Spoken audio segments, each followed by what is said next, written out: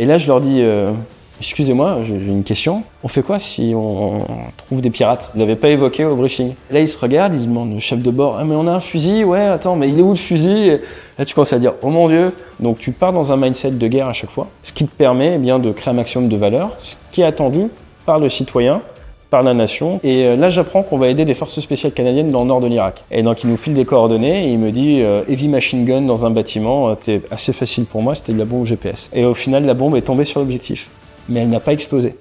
Bonjour à tous, je m'appelle Pierre-Henri Chuet, mais tout le monde m'appelle AT.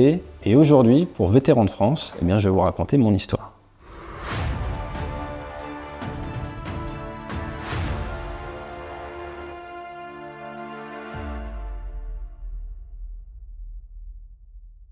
Pierre-Henri Chuet, mais tout le monde m'appelle AT, c'est un petit jeu de mots avec mon nom de famille, je le rhume des fois, si ça peut aider. Maintenant j'ai 36 ans et j'ai eu la chance de servir la France en tant qu'officier de marine. Eh bien de 2006, il n'y a pas très longtemps, et j'ai fait du super étendard et du Rafale marine sur porte-avions. Donc j'ai 200 appontages, un peu plus de 2500 heures de vol, dont 1600, 1700 de jets au sein de la marine française. Mais j'ai été formé par l'armée américaine, donc ça permet de voir une culture différente. Alors moi, mon enfance, c'est un petit peu comme Obélix, c'est-à-dire que je tombais dans la marmite étant petit. J'ai cette grande chance d'avoir eu un père qui n'était pas dans la marine, mais qui était dans l'armée de l'air. Maintenant, c'est l'armée de l'air et de l'espace, mais à cette époque-là, ils n'allaient pas dans l'espace. Et il a fait du Mirage 3, il a fait de l'Epsilon également, il a fait du Mirage 4, il était bombardier nucléaire pendant la guerre froide. Donc il n'a jamais fait la guerre, si on peut dire, mais il était toujours prêt. Donc c'est une autre vision de l'armée, c'est intéressant. Et donc moi j'ai grandi sur des bases militaires. Donc je suis né à Cazaux, en fait, là où à l'époque il y avait le Mirage 4. Et ensuite derrière j'ai grandi à Cognac, où mon père était chef des moniteurs, en fait, chef de la stand et présentateur d'Epsilon. Et ensuite on est parti en Angleterre. Donc ma première école, c'était une école maternelle dans le nord de l'Angleterre, au nord de York, vraiment dans le nord. J'étais à l'école maternelle de la base, en uniforme et tout, c'était assez original, dès ma plus tendre enfance. Donc j'ai toujours eu une appétence et toujours baigné dans le milieu aéronautique, ce qui fait que forcément, on va dire, je m'intéressais au sport. Donc je voulais un métier physique. J'avais ce sens du service forcément avec mon père qui était très ancré sur les valeurs et je le remercie. Et ensuite derrière, eh bien, adolescent, je me cherche un petit peu, je veux pas faire comme papa. Donc du coup, je me dis, je veux faire groupement de commando parachutiste au 2e rep. C'était mon truc. Après une petite période où je voulais faire plongeur dans l'armée de terre, tout ce qui est un peu service-action à l'époque et tout, j'avais lu plein de bouquins. Et je me retrouve à postuler pour rentrer au lycée militaire de Saint-Cyr-l'École. Et donc je postule pour rentrer à Saint-Cyr-l'École, je suis pris à Saint-Cyr-l'École. Je fais un gros blocage avec mon prof de physique-chimie. 2 de moyenne en seconde, hein, donc je mets un petit peu la barre assez haut. Et je me retrouve en première ES. Et là, au bout d'un trimestre de première ES, je me rends compte, après discussion avec mes parents, que c'est peut-être pas la meilleure orientation pour garder toutes les portes ouvertes. Donc du coup, ça me fermait capacité d'accès au métier des armes. Et donc on a discuté avec mes parents et ils m'ont changé d'école et je suis retourné en fait en seconde. Donc je dois être une des rares personnes en France qui a fait un trimestre de première ES et qui son 2e trimestre de l'année était en seconde. Et donc on m'a laissé le choix entre redoubler ma première ES pour aller après en première ES ou retourner derrière en seconde et recommencer. J'ai dit vu que j'ai vraiment rien écouté en physique-chimie, je préfère retourner en seconde. En parallèle de tout ça, j'ai commencé de l'aviation, légère. J'ai eu la chance de découvrir ça, qui pour moi n'était pas quelque chose d'assez physique pour vouloir vraiment y aller, on va dire, en tant que professionnel. Et puis un jour, j'ai eu une énorme chance qu'on me fasse faire un vol de voltige. Et là, j'ai compris qu'en fait, l'aviation peut être physique et que si je voulais bien impacter le champ de bataille, au maximum de mes capacités ramenées aux prises de risque, en fait, le meilleur ratio était peut-être tout simplement d'essayer de faire comme avait fait mon père et d'essayer d'être pilote de chasse. Comme ça, on arrive avec plein de bombes et on fait bouger les choses, quoi, de manière vraiment macro. Et je me suis dit, allez, c'est parti, je ferai du sport à côté. Et c'est à partir de vraiment la terminale où j'étais à fond préparation pour essayer d'aller faire pilote. Et mon objectif était de faire ce qui se fait de plus dur, donc de me tenter à l'apprentissage, donc d'avoir une vie un peu particulière. Et je me suis dit, quitte à faire une carrière militaire, autant qu'elle soit intense. Donc la marine, c'est ce qu'il y a de mieux, Bug Danny, toutes ces BD-là. Et c'est pour ça qu'après je suis allé postuler pour rentrer en tant qu'EOPAN, élève officier de pilote de l'aéronautique navale. Donc je suis quand même rentré en prépa, un petit peu maths sup, le temps dire le temps que se fassent tous les dossiers, ça permet de garder le spectre des possibles ouverts. Et j'ai eu mon bac en juin, et en janvier 2006, du coup, 2006 alpha, je rentrais directement, et j'étais très impatient de rentrer. C'est pour ça que je me suis pas dit je vais prendre le temps post-bac, non, j'étais vraiment très impatient. Et c'est pour ça, directement après, je suis rentré et j'ai été présélectionné, donc on va dire les astres se sont bien alignés. Alors, je ne sais pas si vous avez déjà posé la question des probabilités pour que vous soyez sur Terre. Le concours de circonstances pour qu'on arrive dans ce monde est quand même des fois assez incroyable. Mon père étant officier de l'armée de l'air, quand j'étais adolescent, il m'a expliqué pourquoi il a voulu avoir des enfants. Et en 1983, c'est en 83, il était meilleur tireur de son unité, il était à la 33e escadre de reconnaissance, il était chef de patrouille, et ils étaient en détachement de tir à Solenzara. Ce jour-là, il y avait beaucoup de vent, et il y a une autorité qui vient et qui veut voir du tir sur cible au sol, tir de 30 mm, Mirage 3R, avec des obus qui font 21 cm, 480 grammes, et il voulait voir une démonstration. Or, il y a énormément de vent, ce qui rend le tir compliqué, mais bon, il décide d'envoyer mon père comme chef de patrouille, puisque c'est lui qui a de très bons résultats, et une des raisons aussi pour lesquelles il a de bons résultats, c'est qu'il se rapproche pas mal de la cible. Et à cette époque-là, l'armement était moins précis que ce qu'on peut avoir sur Super Étendard ou même sur Rafale, qui est très précis, qui peut nous permettre de tirer très loin, mais à cette époque-là, il se rapprochait pas mal des cibles. Donc il part en vol, il y va, il fait sa passe de tir, il fait une ressource. Les ressources se font toujours vers la gauche à cause des ricochets. C'est un obus qui tape le sol et qui fait un ricochet, il part à droite. C'est comme ça. Et en fait, un de ces obus est venu taper un obus qui était déjà au sol.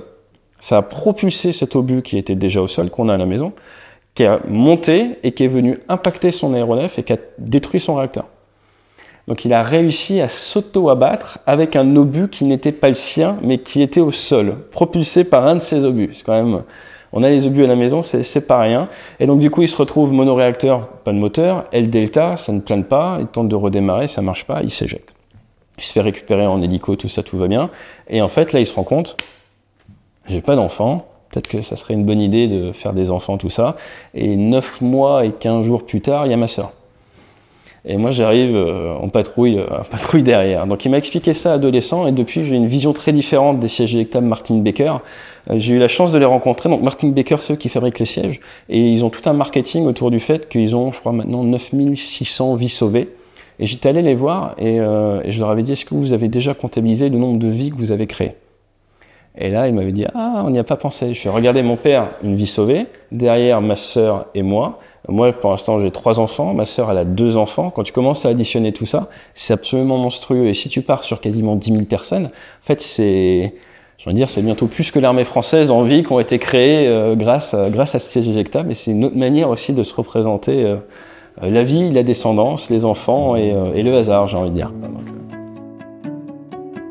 2 grands cursus pour faire pilote, que ce soit l'armée de l'air ou que ce soit la marine. Donc, il y a également l'armée de terre qui recrute des pilotes, mais le cursus armée de l'air ou marine, la sélection c'est assez identique. C'est soit tu fais maths-spé, l'école de l'air ou l'école navale, école d'officier, ingénieur, et ensuite derrière, en fonction de ton classement, tu peux demander une spécialisation pilote. Soit tu rentres directement comme OSC, officier sous contrat, où là on te recrute pour être pilote. Donc les sélections vont être différentes, et surtout le niveau de recrutement est différent. On va te prendre entre, alors ça dépend, 18 à 25 ans, maintenant 18 à 27 ans, et également niveau bac, général ou technologique. Donc le spectre des possibles pour les personnes qui regardent, et ça ouvre beaucoup plus de population. Souvent les gens s'autobrident, n'osent pas poser le dossier, mais il faut poser le dossier, mais il faut juste avoir bien intellectualisé où on va et essayer de préparer. Parce que forcément, c'est assez concurrentiel. Et ensuite, derrière, ce qu'on attend, c'est un certain niveau de performance. Donc, il y a ce niveau, et c'est pour ça qu'on ne parle pas, dans ce cas-là, pour les EOPAN, donc c'est EOPAN, de concours, mais de sélection. En fait, on a un niveau de standard qui est très haut. Si vous êtes au-dessus du niveau de standard, vous allez être pris. Si vous êtes en dessous du niveau de standard, eh ben, vous n'allez pas être pris. Donc, le but du jeu, c'est de se battre contre ce niveau de standard. Et après toutes les présélections à mon époque, avaient lieu sur la presqu'île de Crozon, arrive la sélection en vol, où là on est entre 8 et 12, ça dépend.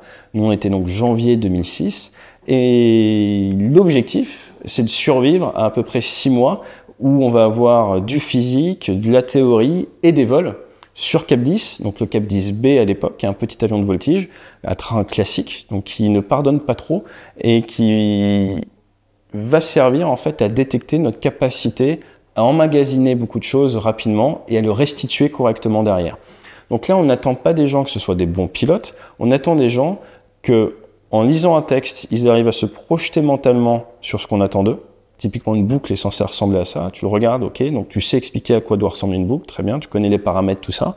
Tu as une capacité à apprendre plein de choses théoriques en peu de temps. Ensuite, dans l'avion, l'instructeur te fait une démo. Voilà comment on veut que tu fasses la boucle. Et spoiler alerte, dans la marine, la boucle, c'est pas une boucle de voltige aérienne. Moi, je faisais de la voltige aérienne avant. On ne demande pas de faire de la compétition de voltige, non. On te demande de faire la boucle comme la marine le veut, pour justement montrer que tu sais t'adapter. Et donc, il y a une méthode pour faire cette boucle. Ensuite, derrière, à toi les commandes. En gros, tu fais une fois la boucle pour t'entraîner. Et ensuite, le vol d'après, qui l'hiver en Bretagne peut être 10 jours, 12 jours après cause météo, et bien on attend de toi que tu saches restituer la boucle comme tu l'as vu. Et donc ça, ce qui était très difficile, c'était le fait qu'on soit une promo d'hiver. La météo bretonne sont des avions pour du vol à vue. S'il ne fait pas beau, on ne peut pas voler. Donc quand on ne vole pas, on fait de la théorie ou on ramasse en méthode naturelle dans les flaques d'eau bretonnes et à courir partout. Donc ça va nous fatiguer le physique, nous fatiguer l'esprit. Des fois, tu partais en sport, dans la foulée, tu reviens, la météo a changé, au coup de sifflet, tu pars en vol. Donc tu sais jamais trop quand ça va te tomber dessus. Et c'est fait exprès. Pourquoi? Parce qu'en fait, la marine a éprouvé ce système, ce qui lui permet après d'avoir un très faible taux d'échec pendant la formation. L'armée de l'air avait une approche un peu différente, où ils allaient avoir plus de personnes qui passaient ce premier filtrage, mais après il y aurait plus d'orientation derrière. Nous, on avait cette capacité à dire, on fait la sélection d'entrée de jeu, et derrière, par contre, on sait qu'ils ont le niveau, parce qu'on a mis un niveau de standard très haut, pour tenir la formation. Et moi, cette période-là n'a pas été facile, parce que j'arrivais avec un gros bagage d'heures de vol à côté.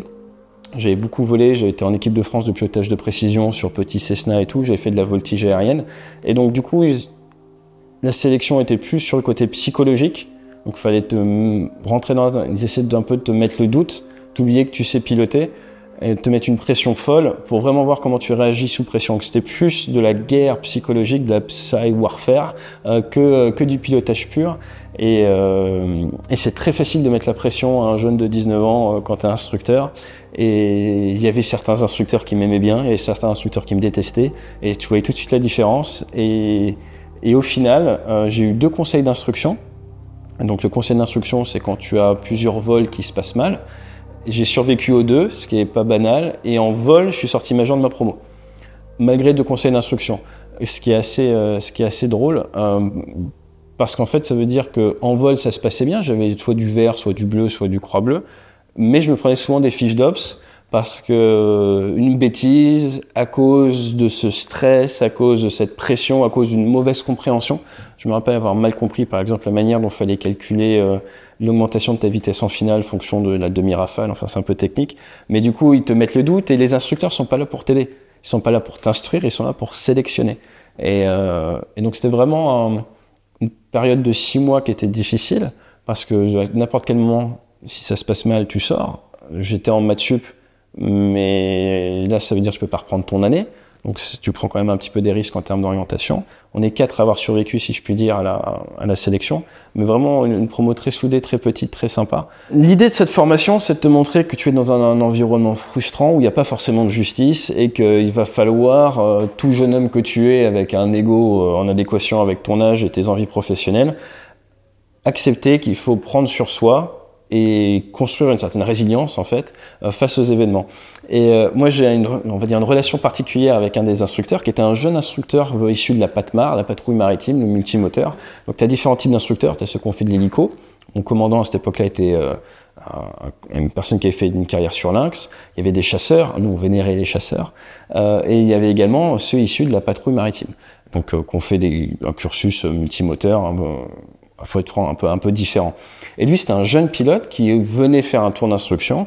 Et les 2 fois où je suis passé en conseil d'instruction, c'est suite à un vol avec lui. Donc je voyais bien que voilà, ça fitait pas trop, mais on n'est pas là pour que ça fitte. Hein. Mais donc je fais le vol. Honnêtement, je sais plus pourquoi il met une fiche d'ops, mais je crois que c'était sur une boucle. C'était sur une boucle ou un retournement. Toujours est-il qu'il met vert, ce qui veut dire vol standard, fiche d'ops, atteinte à la sécurité. Du coup, c'était ma 3e fiche d'ops, je vais en conseil d'instruction. Donc là, il y a le chef, il y a tout le monde. J'arrive en grande tenue, on m'explique il faut que je me défende, on me dit pourquoi est-ce qu'il faut qu'on continue à investir sur toi. Donc toi, tu es là, tu essaies de défendre le bout de gras, tu dis que tu as appris, tous ces trucs-là. Je sors du conseil d'instruction, ils délibèrent, ils me font revenir, ils disent ok, on te donne une chance, tu peux continuer, on ne te donne pas de vol en plus, mais continue le cursus, et à la prochaine fiche d'observation, tu vas repasser en conseil d'instruction, et là, ça risque d'être compliqué. Donc là, ils me remettent même vol, même mec, reburne, même motif. Donc le lendemain, je me retrouve en conseil d'instruction, et là même je m'étais posé la question, est-ce que légalement, ils n'avaient pas un texte qui interdisait le truc? Je savais pas, je peux aller chercher là-dessus. Donc là, voilà, je survis au conseil d'instruction, après derrière ça s'est bien passé. Mais 8 ans après, 8 ou 9 ans après, je fais mon premier meeting aérien sur Rafale. On est parmi les premiers arrivés, et une fois qu'on a rangé les avions, tout ça, on a des mécanos qui s'occupent de tout et tout, je me balade un petit peu et je vois arriver un Falcon 50 de la marine. Et je vois arriver l'avion, et au moment où il va pour se poser, il remet un coup de gaz, il fait un petit saut bizarre, et finalement il se pose. Et quand même le truc pas banal, c'est soit tu te poses, soit tu remets les gaz. Mais faire ce petit truc, c'était particulier. Je suis pas pilote de Falcon, mais tu vois, je me fais une petite note mentale, tiens, c'est bizarre. Je vais manger, je me rebalade, et là je vois tout un groupe de marins. Alors entre marins, on aime bien se reconnaître, hein. Ah super, des marins. Donc je vais les voir, et c'est l'équipage du Falcon. Je fais ah salut les gars et tout, bah, qu'est-ce qui vous est arrivé là quand vous êtes posé? Vous avez fait un truc bizarre, mais je les attaque direct. Hein. Et là il y a un jeune qui me répond, ah bah oui, mais il y avait des oiseaux, et donc du coup on a eu peur d'une collision aviaire, donc on a remis un coup de gaz. Je fais, ok, très bien. Et là il me dit, et le jeune me montre le pilote, me dit c'est Tagada. Qui a posé l'avion. Et là, je me retourne, et qui est-ce que je vois? Mon instructeur préféré, que je n'avais pas vu depuis 9 ans. Depuis 9 ans, qui est en face de moi, et on se regarde. Et là, je fais « Ah, mais je te reconnais, toi! C'est toi qui essayes de me virer à la 50S !» Et devant tous ces hommes, et là, c'est sorti, mes cadeaux. Et je continue, hein, j'ai pris un peu d'élan. Ça tombe bien qu'ils t'ont pas écouté, parce que regarde, 9 ans après, je suis dans un démo Rafale. Et je me casse. Donc, et c'est un grand moment. Donc, tu vois, il faut savoir être patient, faut savoir attendre.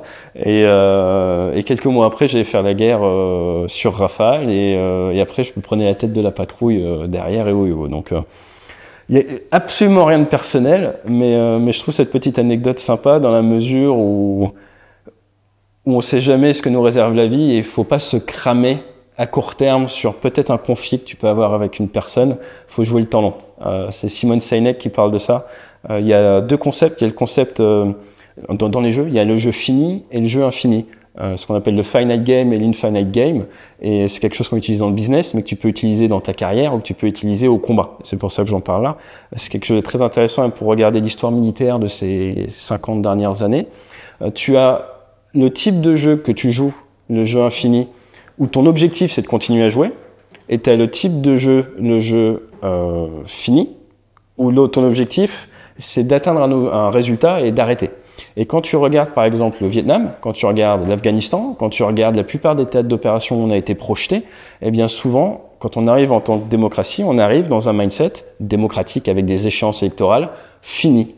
Là où, et si on n'a pas intellectualisé, c'est là où on peut perdre, on peut avoir un adversaire qui est dans un mindset infinite, infini. Tu prends les talibans, qui ont battu les soviétiques, qui derrière ont quand même mis dehors un peu l'Occident, ils étaient dans un jeu, alors le terme jeu peut être mal perçu, mais c'était théorisé comme ça, dans un mindset infini. Leur objectif, c'est de continuer à exister pour pouvoir se battre, maintenir ce combat, et peut-être un jour, quand l'autre joueur s'est épuisé, récupérer comme ils l'ont fait leur territoire. Tu peux faire le parallèle avec le Vietnam, tu peux faire le parallèle dans tous ces trucs-là. Et la petite anecdote, voilà, c'est réfléchissez à votre carrière comme un jeu infini, plus que comme un jeu fini, et dans vos relations avec les gens, ça transforme votre manière de voir les choses. Après la sélection en vol, on a tout ce qui est C100, donc le stage de survie maritime, où on va nous mettre dans une cabine d'hélico, retourner sous l'eau. Après, on fait le cours d'officier. Cours d'officier qui était très sympa, nous on l'a fait l'été. On était avec des officiers sous contrat, donc une grosse promotion. Et on part faire l'ATPL. Donc à cette époque-là, le cursus voulait qu'on fasse 9 mois de cours au sol. Donc on va à l'école de l'air, on fait 9 mois de cours au sol. C'est pas forcément fun, c'est pas pour ça que tu t'es engagé, mais faut y passer. Et après, dans ta reconversion, tu es bien content de l'avoir fait.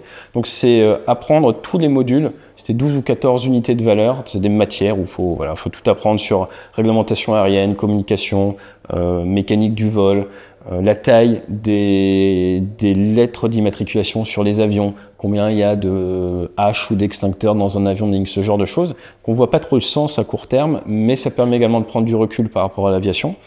Et une fois que ça s'est fini, je devais partir sur Tucano. À l'époque, il y avait encore le T-27 Tucano.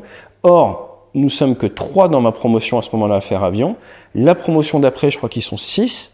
Et notre chef de la marine à Salon-de-Provence dit « Les 3 là, je vous mets en attente pendant quelques mois pour regrouper une grosse promotion à 9 que j'enverrai sur Tucano parce que j'ai besoin d'en sélectionner 2 pour partir aux États-Unis tester un nouveau cursus de un peu plus de 2 ans aux US. Pendant ce temps d'attente, plutôt que vous ne fassiez rien, on vous met pour emploi et je vais vous mettre pour emploi sur des bateaux parce que vous êtes futur officier de marine, ça vous fera du bien. » Et moi, je me retrouve sur le Lamotte Piquet, surnommé le pote Mickey, au large de Djibouti, dans la mission Zmoy. Alors à cette époque-là, il y avait beaucoup de piraterie maritime au large de la Somalie, et je me retrouve à faire ma première expérience sur un bateau de la Royal, sur un bateau où il n'y a pas d'excellente climatisation. On est au mois d'août, au large de la Somalie, c'est juste l'horreur sur Terre en termes de conditions de vie à bord. C'est juste, dans le carré officier, ça coulait. L'humidité, l'eau coulait le long des parois du carré officier et on n'avait pas droit de ne pas porter la combinaison anti-feu. Donc on avait chaud, c'était un sauna permanent, c'était assez sympa. Et j'étais dans la même chambre qu'un maître principal, un ancien, qui dormait nu, du coup c'était sympa et je regrette de ne pas être venu avec un ventilateur. Et toujours est-il, il y avait d'un lynx, un excellent équipage de lynx, un détachement aéro, comme on dit, super sympa. Donc le détachement aéro, c'est un chef de détachement qui est pilote, son pilote et des mécaniciens. Ils ont leur lynx, ils gèrent les missions, ils sont aux ordres du bateau. Et eux, leur mission, c'était de patrouiller dans la zone. Et ils demandent l'autorisation pour que je puisse les accompagner en vol, puisque je suis élève pilote, j'ai toutes les qualifications qui vont bien pour monter sur un hélico, le C100, tous ces trucs-là. Et ils arrivent à obtenir l'autorisation, donc j'ai le droit de les accompagner. Ils me disent, toi tu vas à l'arrière, tel appareil photo, tu vois un truc bizarre, tu fais en photo. Trop bien. Tu as des jumelles gyrostabilisées aussi, et tu observes les villages de pêcheurs somaliens, et si tu vois un truc bizarre, tu nous le dis. Super. Donc je m'installe au briefing. Et donc là, c'est la première fois que je vois un briefing up, j'ai l'impression qu'on va faire la guerre, hein, tu vois, c'est genre, on va débarquer en Normandie en juin 40, hein, c'est vraiment ça l'idée.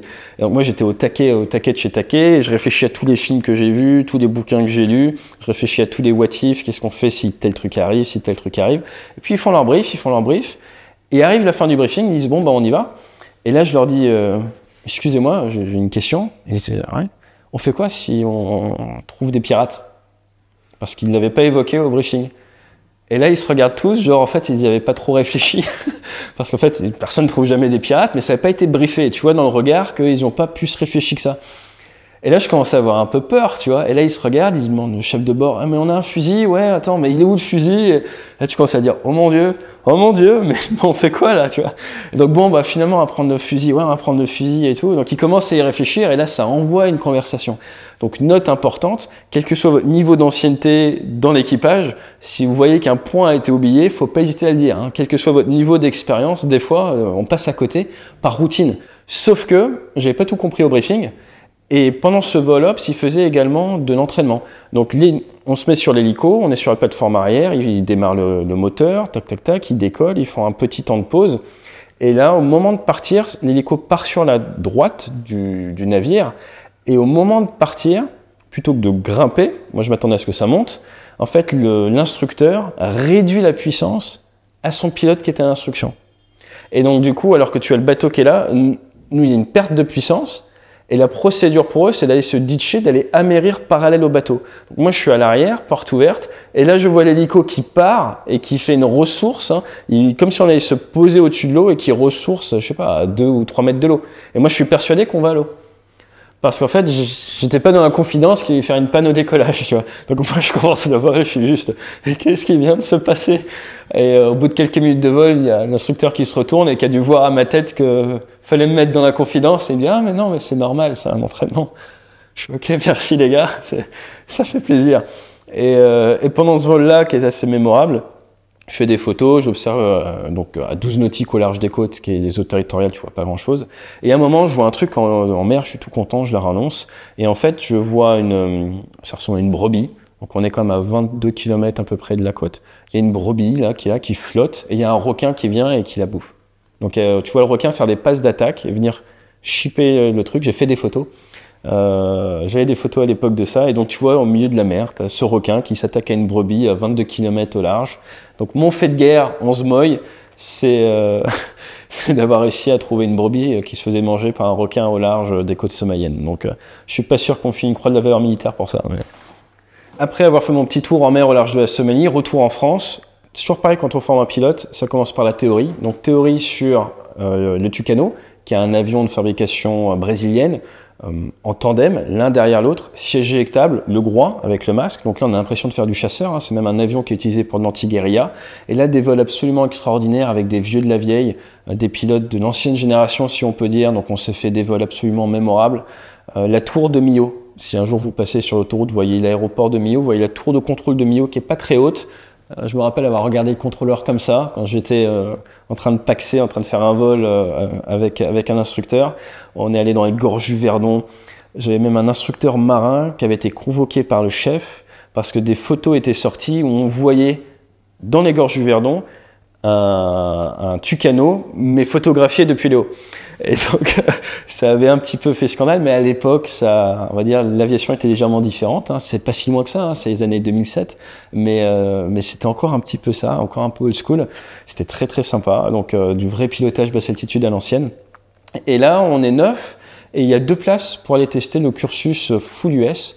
Donc c'est cours de langue, stage de survie, cours sur avion à hélice, et après cours sur avion à réaction aux US, là où jusqu'à présent on ne faisait pas le cours à hélice. Donc l'idée c'est de créer un nouveau cursus pour que certaines personnes, dès la fin de la 50S, dès la fin de la sélection sur Cap 10, puissent être injectées aux US sans faire tout le reste, de manière à gagner en temps de formation.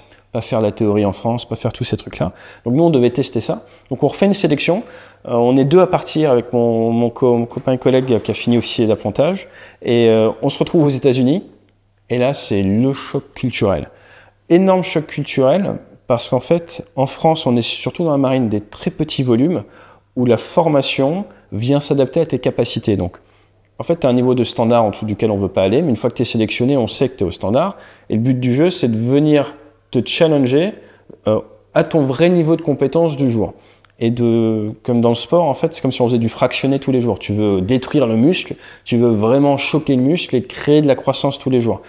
Pas besoin de récupération là, parce que c'est une capacité de pilote. Donc tous les jours, on va vraiment te masser pour que tu donnes le maximum que tu puisses, que tu comprennes que le standard est nécessaire pour qu'on fonctionne en tant qu'armée, même en tant qu'industrie, mais que au quotidien, ce qu'on attend du combattant, c'est qu'il soit la meilleure version possible de lui-même. Et donc pour ça, c'est un état d'esprit. Et dès que tu montes dans l'avion, c'est la guerre. Tout comme si tu parles à un sous-marinier, des sous-marins nucléaires d'attaque, il te dira que pour eux, dès qu'ils montent dans le sous-marin, c'est la guerre, quoi.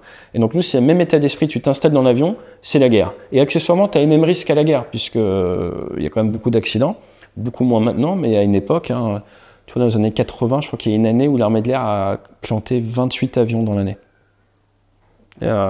C'était fin 70 ou 80. Tu vois, il peut quand même y avoir des accidents, donc les risques sont là. Donc tu pars dans un mindset de guerre à chaque fois, ce qui te permet bien de créer un maximum de valeur, ce qui est attendu par le citoyen, par la nation, qui finance accessoirement ton heure de vol. Donc ça c'est un point important. Et donc on va vraiment te masser et te challenger en permanence. Et aux États-Unis, c'est pas du tout les mêmes volumes. Si tu prends là en 2021 l'US Air Force, en tout, avec la National Guard et tout, ils ont plus de 20 000 pilotes. Donc quand tu as géré des volumes aussi monstrueux, là où en France c'est grand maximum quelques centaines de pilotes, bah, ils ont besoin d'avoir un standard et ils ont besoin de faire respecter ce standard et ils savent que par le volume ils vont gagner. Donc l'exemple que j'aime bien prendre c'est Star Wars. En fait la France on est plutôt un peu les rebelles, c'est de l'artisanat, on est un petit groupe et chacun doit donner le maximum en permanence sinon collectivement on ne va pas y arriver. Là où les Américains, c'est l'Empire, c'est beaucoup plus structuré, chacun doit faire sa fiche de tâche, au bon moment, dans le bon timing, et comme ça, collectivement, par la masse, par le volume, ils vont y arriver, même si individuellement, ils sont moins forts. Donc ça permet de se rendre compte qu'en fait, on a été très bien préparé en France, que la formation aux US va bien se passer, et elle se passe très bien, et c'était vraiment extrêmement sympa. Et là, on a fait donc le stage de survie, on a fait à Pensacola. Sur la base de Pensacola, ils ont des plages, ils ont un Starbucks, c'est vraiment à l'américaine, quoi. Ensuite, derrière, on a fait du T-34C Turbo Mentor, petit avion à Whiting Field, et là j'étais avec des Marines, avec des gars des Coast Guard, toutes ces choses-là, des futurs pilotes d'hélico également. Et ensuite, T-45C à Meridian, Mississippi, où là on fait donc de l'avion à réaction, premier bombardement Ça se fait aux États-Unis. Donc les premières petites bombes, ce qu'on appelle des petites bombes bleues d'entraînement, je les ai tirées aux US. Premier dogfight, 1 contre 1, ACM, comme on voit dans le dernier Top Gun, 2 contre 1. Ensuite, derrière, l'appontage. Appontage aux États-Unis. Pour la première fois, tu y vas tout seul. C'est un moment assez stressant. J'ai fait ça au large de Jacksonville. C'était en décembre 2009. Et donc là, tu vas pour la première fois sur le bateau. Tu n'as jamais fait. Mais on t'a formé en amont. Tu as fait de la visualisation mentale. Tu t'es entraîné, tu t'es mécanisé en avance. Donc leur cursus est quand même très bien fait. Ils gèrent des gros volumes. Et quelque chose qu'ils font très bien également, c'est te raligner à ce qui est vraiment important. C'est-à-dire que quand tu es élève, tu es noté. De ton classement va également dépendre ton affectation, surtout aux US, pour les Américains, mais ils ne veulent pas que tu oublies la sécurité. Donc quand tu vas sur le porte-avions, il te faut un certain taux d'appontage. En gros, pour faire simple, tu as 13 passes pour faire 10 appontages. Donc tu as cette pression du résultat, mais en même temps, ce qui est vraiment important, pour la première fois que tu vas au bateau, c'est des conditions que tu n'as jamais rencontrées d'un point de vue vent, d'un point de vue météorologie, d'un point de vue procédure, tu t'es jamais posé sur le bateau avant. Eh bien, ce qui va vraiment être important, c'est ta sécurité et celle du personnel sur le pont.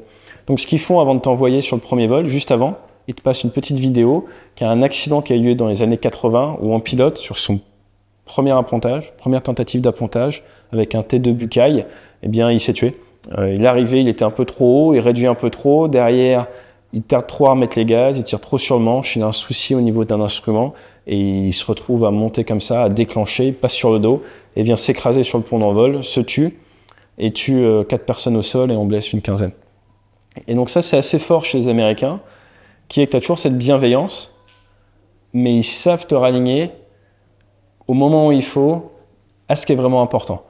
Et ça, c'est peut-être la plus grosse leçon d'un point de vue leadership, parce qu'après, dans l'armée, tu te retrouves à l'idée des patrouilles et tout, que j'en ai retenu, c'est qu'il n'y a pas forcément besoin d'être dur pour tirer le maximum de tes hommes. Et ils ont ce concept de training time-out et de DOR. Le training time-out, c'est pendant l'entraînement, si tu as besoin d'un temps de pause, tu fais ce signe-là où tu dis training time-out, même si tu es en vol, sur le dos, quoi que ce soit, l'instructeur reprend les commandes et te dit, il te laisse 2 minutes. Tu as droit à 3 training time-out pendant ta formation. Et si tu dis, j'en ai marre, je veux arrêter de faire cet entraînement, tu dis DOR, Drop on Request, c'est un peu comme chez les SEALs quand tu vas sonner la cloche. Et là, instantanément, l'instructeur reprend les commandes, te ramène et tu ne mettras plus jamais les pieds dans un avion et c'est fini pour toi. Et tu peux te rouler par terre pendant 8 heures ou négocier, j'ai envie de dire à la française ou à la latine, ah non mais où ça pourrait passer chez des latins, chez eux ça ne passera pas. Et ils sont très blancs ou noirs et quand on arrive dans cette culture-là, ce switch intellectuel, quand tu es jeune surtout, est pas facile à appréhender parce que les mots et les décisions ont de gigantesques conséquences, là où chez les latins, faut être franc, c'est des fois, tu vois, on peut fermer la porte et s'expliquer un peu différemment. Chez eux, c'est très blanc ou noir et c'est rendu nécessaire par le volume de personnel qui traite. Donc c'est une bonne école de caritude. Donc aux États-Unis, on vole sur T-45, on a volé depuis Meridian, au milieu des pins dans le Mississippi, on a volé depuis Jacksonville en Floride pour aller sur le porte-avions, mais on fait également un détachement à El Centro. El Centro, c'est juste à la frontière du Mexique, il y a le mur hein, qui était là bien avant Trump accessoirement. Donc tu as ce grand mur entre les deux pays et nous on a une base juste au nord qui appartient à la Navy. Et c'est là où l'hiver, par exemple, les Blue Angels, la patrouille de démonstration de la Navy, vient s'entraîner. Tu as des Canadiens qui viennent également. À l'époque où j'y étais, il y avait des Canadiens en F-18. Et nous, on vient avec nos T-45 et on s'entraîne. Et donc là, tu es dans le désert californien et tu fais de la NAV tactique basse altitude. C'est super sympa. Et là, on s'est fait quelques petites frayeurs assez originales. Il y en a deux pas mal. La première, c'était vol en patrouille à 2. Donc, on s'entraînait à aller faire des pop-up. Donc, en fait, si tu voles bas, donc tu es à quelques centaines de pieds au-dessus du sol, quelques dizaines de mètres du sol, à plusieurs centaines de kilomètres/heure, et il y a par exemple une cible. Et pour attaquer la cible, on va faire des types d'attaques à la roquette ou à la bombe non guidée. Tu vas chacun te séparer, grimper, le leader va passer sur le dos, va venir attaquer la cible. Toi, quelques secondes après, tu le fais, comme ça tu es séparé en timing. Il fait sa passe d'attaque, il tire, il fait sa ressource, tu fais ta passe de tir, tu fais ta ressource et tu viens te remettre en patrouille. Donc on fait ça pendant tout le vol, avec plein d'objectifs préparés où il faut y aller. Il n'y a pas trop d'aide au sol, hein. Tu fais tout en repère visuel et grâce à la préparation de mission. 90% du succès, c'est de la préparation et bien avoir visualisé ce que tu vas voir pendant ton cabré puis ton piqué. Et on fait ça, on rentre vers la base, et là, c'est mon camarade de promotion qui a la tête. Donc lui, il est en place avant, en place arrière, il a un instructeur. Moi, je suis en place avant de mon avion. En place arrière, j'ai un instructeur. Et j'étais à en gros environ 200 mètres, et il m'appelle en patrouille serrée parce qu'on rentre vers le terrain. Donc là, je dois venir me mettre à peu près 2 mètres de lui. Donc moi, j'ai qu'une seule référence, c'est mon leader. Il peut être sur le dos, en virage, tout ça, je m'en fiche. Mon travail, mon rôle, c'est de ne pas le percuter, c'est de me rapprocher de lui, c'est ma référence d'horizon. S'il se met en virage, je me mets en virage. C'est vraiment mon univers. Mon travail à ce moment-là, c'est pas de regarder autour, c'est de me focaliser sur lui. Lui, son travail, c'est de gérer la trajectoire de l'avion, de gérer la radio et de nous ramener vers la base. Et donc, je suis en train de me rapprocher vers lui, et au moment où je suis plus très loin, à moins de 50 mètres, moi, je regarde vraiment comme ça, et là, entre nous deux, il y a un Cessna qui passe, en sens inverse. Mais genre, ça dure...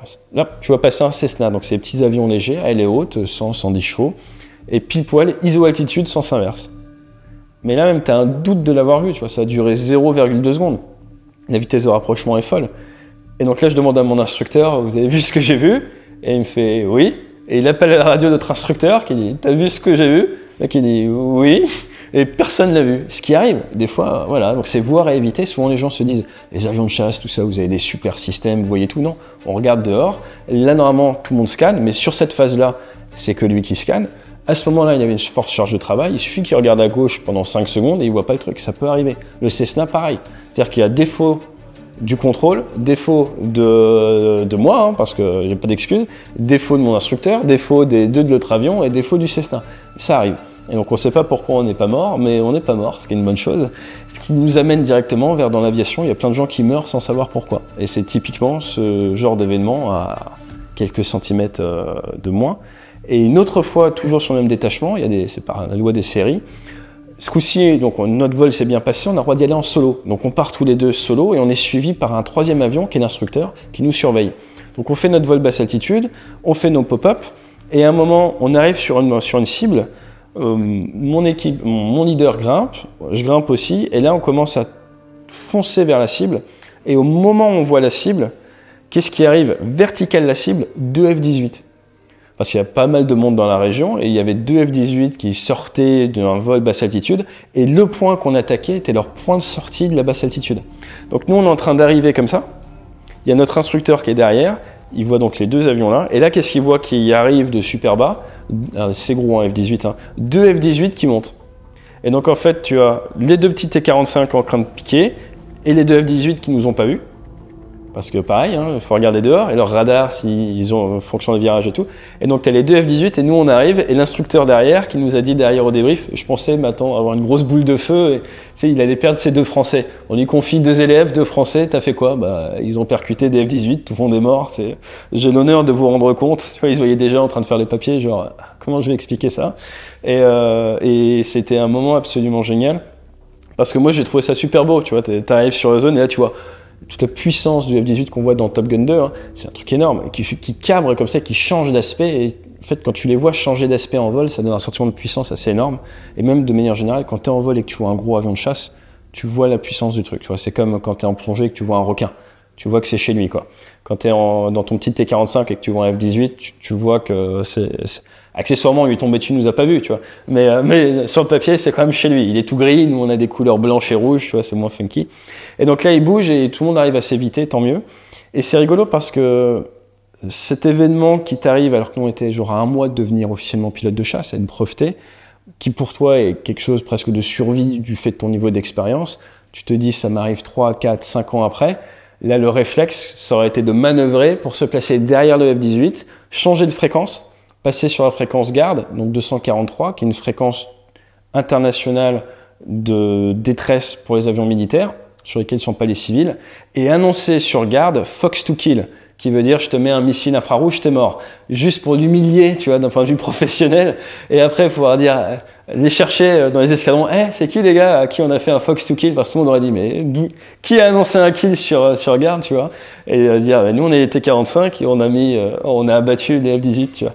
Donc c'est la gestion des priorités, fonction de ton niveau d'expérience dans le métier, qui passe de je veux juste survivre, ce qui se passe n'est pas du tout maîtrisé, à 5 ans après, on en aurait fait un truc super marrant et voir une petite blague, tentative d'humiliation professionnelle pour les collègues, tu vois. Encore une fois, on essaie tous de se tirer vers le haut, c'est ça le mindset, mais sur le moment, c'était absolument pas présent dans mon cerveau, tu vois. D'où l'importance de se nourrir du retour d'expérience des autres.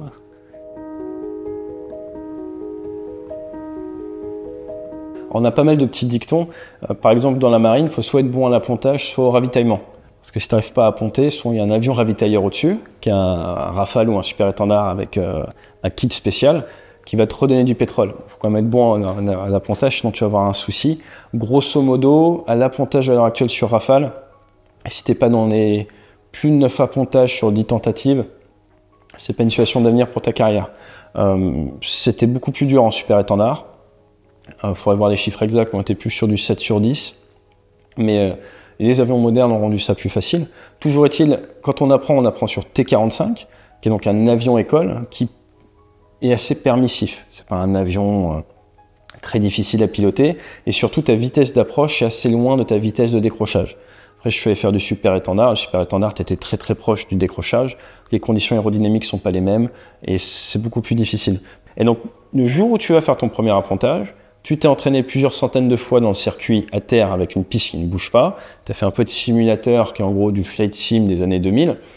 Tu connais les procédures. Tu sais exactement où tu es mécanisé pour à peu près 90% du circuit d'appontage. Et quand tu arrives à ce qu'on appelle le point 90, donc le porte-avions est là, tu es à 450 pieds, là tu regardes le bateau, tu arrêtes de faire un peu toute ta sauce dans ton cockpit, tu regardes le bateau et tu commences vraiment à faire évoluer ton rayon de virage, faire évoluer ton pilotage en fonction de la situation du jour. Le vent, la météo, tout ça. Donc tu vas commencer à t'adapter. Et ça, c'est la partie pour laquelle tu n'as pas pu être préparé. Donc ça te prend beaucoup de charge de travail, surtout que en plus tu dois parler aux officiers d'appontage au début. Et l'objectif normalement d'un bon pilote de la marine, c'est de pouvoir s'auto-analyser et s'auto-débriefer en permanence. Donc moi j'étais parti du constat que j'allais essayer d'apponter, qu'une fois que je serais à bord, je me remémorais les actions que j'ai fait il y a 45 secondes, de manière à pouvoir m'auto-débriefer et m'améliorer sur la passe d'après. Puisque la manière dont c'est fait, en fait, tu t'appontes, on te refait le plein, on te recatapulte. T'appontes, on te refait le plein, on te recatapulte, tu vois, pour gagner du temps. Donc si vraiment ça va pas, les officiers d'appontage vont te le dire, mais tu es censé travailler sur toi pour développer cette autonomie, parce qu'on attend des pilotes qui soient autonomes. Si tu n'arrives pas à t'auto-analyser, tu n'es pas bon à faire du monoplace. C'est très simple, mais moi j'ai fait que du Rafale monoplace, que du super étendard monoplace. Il y a des choses, si tu n'arrives pas à les détecter par toi-même tout seul dans ton avion, c'est pas la peine. Tout comme si vous êtes étudiant, si vous êtes entrepreneur ou autre, il y a plein de choses, c'est toi avec toi-même. Et donc il faut développer cet œil de Soro qui t'observe en permanence sous la boîte noire. Une petite boîte noire dans le cerveau, donc la boîte noire qui est orange, mais ça c'est un détail aéronautique. Mais cette petite boîte noire qui en permanence regarde ce que tu fais, que tu peux réaccéder et te dire tiens, comment est-ce que j'ai été à ce moment-là. Donc normalement j'avais développé ça à l'entraînement et je comptais l'utiliser pour me qualifier à l'appontage. J'arrive au premier appontage, je suis au taquet, tac tac tac, je fais la procédure, je me pose, je pense mettre plein gaz, mais en fait j'ai pas mis plein gaz, j'aurais mis à peu près 60% du plein gaz, donc je me fais pourrir à la radio par les officiers d'appontage qui me disent mets plein gaz, parce que si tu n'accroches pas les brins, tu n'es pas plein gaz, tu n'auras pas assez de puissance et d'énergie pour sortir du pont d'envol, pour retenter ta chance, tu vas t'enfoncer et tu vas devoir t'éjecter en bout de pont. Donc c'est une très très grave faute. Donc je me suis fait éclater à la radio, donc j'étais un peu tout émotionné. Je roule, ils me refont le plein. En fréquence radio, l'officier d'appontage me dit dès que tu te touches, tu mets plein gaz. I can't have you do that on me again. En gros, en français en texte, tu recommences, c'est fini. Donc petite pression, ok. Donc là, j'ai bien compris point de débriefing plein gaz. Ils me refont le plein. Pour qu'ils me refont le plein, j'essaie de me remémorer mon approche pour la débriefer, pour m'améliorer sur le coup d'après. Trou noir. Et je ne me rappelle pas de mes 10 dernières secondes, trou noir complet. Donc ça gêne ce travail de restite, tu vois, la boîte noire elle était en panne. Catapultage, je refais, trou noir, donc ça s'est bien passé, hein. Après les appontages sont très bien passés. Mais mes 3 premiers appontages, ma première journée d'appontage, je ne me rappelle pas. Et c'est la seule fois de ma vie où j'ai ce trou de mémoire, c'est mes 3 premiers appontages. Sachant que, ça a dû jouer sur mon inconscient, mais j'avais intellectualisé le truc, comme quoi, dans ma tête, à un moment, je me disais, à partir de maintenant, ça ne dépend que de moi, si j'arrive à apponter et ça se passe bien, ou si je meurs. J'étais peut-être un peu trop mis la pression, mais j'aime bien me mettre la pression, ça marche bien, c'est pas de rester vivant aussi. Donc, la seule raison pour laquelle je pense que j'ai réussi à faire ça, c'est que j'ai réussi à compartimenter tous les échecs. Et il y en a eu. Et on fait tous des bêtises, et la personne qui te dit... En fait, c'est même plus fort que ça, je pense que c'est important de bien intellectualiser. On ne veut pas aller au combat avec quelqu'un qui n'a pas eu d'échec. Moi, j'ai eu le cas où on était le détachement de la 11e flottille de chasse sur le porte-avions. C'était après le Bataclan, fin 2015. À ce moment-là, au large de l'Iran, on avait 2 jeunes équipiers qui nous arrivaient, et il y en a un des deux. Certains moniques ne l'aimaient pas, des OSC old school, ils le trouvaient un peu trop un bordage dans l'âme, ou un peu trop sûr de lui, ou un peu trop chef, alors que voilà, t'es bébé pilote dans l'unité, tu sais pas faire grand-chose. Et un jour, mon chef me convoque et me dit « Tu pars en vol avec », et en gros, l'état final recherché, c'était que ça se passe mal. C'est-à-dire qu'il voulait que le vol se passe mal, pour en gros qu'on lui casse une rotule et qu'il ait le genou à terre, qu'il apprenne un peu sur lui, que ça lui fasse un petit reset d'ego et de tout ce que tu veux.